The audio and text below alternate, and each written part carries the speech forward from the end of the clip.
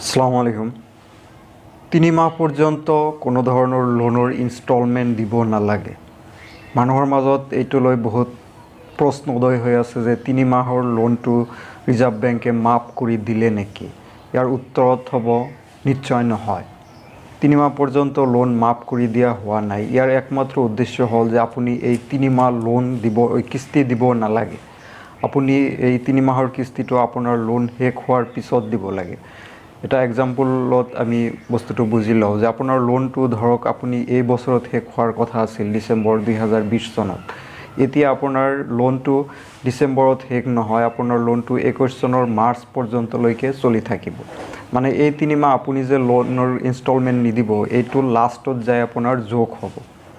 কোন কোন লোনৰ ক্ষেত্ৰত এই অৰ্ডাৰটো এপ্লিকেবল হ'ব? ৰিজাৰ্ভ বেংকৰ আণ্ডাৰত ৰিজাৰ্ভ বেংকৰ গাইডলাইন মতে চলা প্ৰত্যেকটো বিত্তীয় প্ৰতিষ্ঠান বা বেংকে এই অৰ্ডাৰটো ফ'ল' কৰিব। আপুনি যিকোনো বেংকৰ পৰাই লোন লোৱা নহওক কিয়, আপুনি কোনো ধৰণৰ লোন ইনষ্টলমেণ্ট দিব নালাগে। কাৰ লোনৰ ক্ষেত্ৰত ইয়াৰ প্ৰযোজ্য হ'ব নেকি? নিশ্চয় হ'ব। আপোনাৰ কাৰ লোনে হওক, আপোনাৰ হোম লোনে হওক, প্ৰত্যেকটো লোনৰ ক্ষেত্ৰত এইটো এপ্লিকেবল হ'ব। এতিয়া এটা কথা যে আপুনি যদি ক্ৰেডিট কাৰ্ড বা ডেবিট কাৰ্ড ব্যৱহাৰ কৰি যদি কোনো শ্বপিং কৰিছে বা তেনেকুৱা যদি কোনো লোন আছে আপোনাৰ, এইটো কিন্তু এপ্লিকেবল নহয়। আপোনাৰ 27 তাৰিখত যিটো প্ৰেছ মিট কৰিছে ৰিজাৰ্ভ বেংকৰ গভৰ্ণৰে, তাত কিন্তু ক্ৰেডিট কাৰ্ড ডেবিট কাৰ্ডৰ কথা কোৱা নাই। আৰু ক্ৰেডিট কাৰ্ড ডেবিট কাৰ্ডৰ জৰিয়তে যিখিনি আপুনি পাৰ্চেছ কৰিছে সেইখিনি কিন্তু আপোনাৰ ইনষ্টলমেণ্ট, এইখিনি আপোনাৰ টাৰ্ম লোনৰ ভিতৰত নপৰে।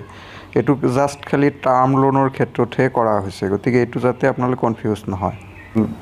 ক্ষুদ্ৰ বিত্তীয় প্ৰতিষ্ঠানৰ পৰা যদি আপুনি লোন লৈছে, সেইটোৰ ক্ষেত্ৰত এই ৩ মাহটো এপ্লিকেবল হ'বনে নাই? সেইটোৰ ক্ষেত্ৰতো এপ্লিকেবল হ'ব। আপুনি যদি বন্ধন গোটৰ পৰা লোন লৈছে, আপুনি নাইট এংগল বা এনেকুৱা আন কোনো বিত্তীয় প্ৰতিষ্ঠানৰ পৰা যদি আপুনি লোন লৈছে, তথাপি এই 3 মাহৰ এই ৰুলটো এপ্লিকেবল হ'ব। এতিয়া প্ৰশ্ন আহে যে এই 3 মাহ যে আপুনি দিব নালাগে, তাৰমানে আপুনি লোনটো দিব লাগে আপুনি মাৰ্চ, এপ্ৰিল, মে, জুলাইৰ পৰাহে আপোনাৰ লোনটো আকৌ ষ্টাৰ্ট হ'ব। জুলাই মাহত আপুনি এই 3 মাহৰ লোনটো একলগে দিব লাগিব নেকি? আপুনি একলগে দিব নালাগিব। আপোনাৰ যেনেকৈ লোন চলি আছিল ঠিক তেনেকৈয়ে চলি থাকিব। আপোনাৰ জুলাই মাহৰ পৰা আপুনি যেনেকৈ মাহে এটাকৈ কিস্তি দি আছিল ঠিক তেনেকৈয়ে চলি থাকিব। মাত্ৰ ইয়াৰ পাৰ্থক্যটো হ'ল যে এই 3 মাহ আপুনি দিব নালাগে, লোনটো পিছুৱাই দিয়া হৈছে।